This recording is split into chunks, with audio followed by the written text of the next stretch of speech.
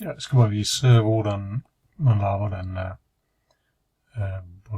laver kagediagram ut fra en enkel talloppstilling.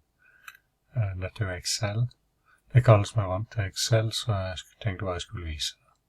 Ok, nå har jeg satt opp disse rekkene, og så er det bare å klikke på Insert. Insert, og da skulle sånn her. Og så velger man kagediagram, og så kan man velge forskjellige typer, men det er jo greit å bruke den.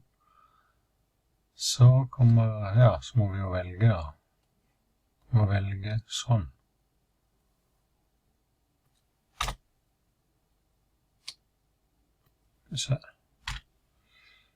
Sånn er det valgt. Først må man velge, og så kan den sette inn.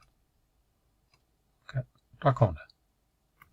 Og det kan man jo selvfølgelig utvide, og man kan legge til noe. Så da er det greit å få det inn i det her. Det kan du gjøre hvis du tar den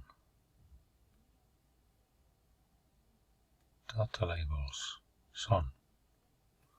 Ja, da har vi i hvert fall fått det inn. Det er mulig at den kan gjøre noe mer her. Ja, det er bare selve titelen her borte, den kan du skrive på. Og så er det her. Her får du hva du skal ha.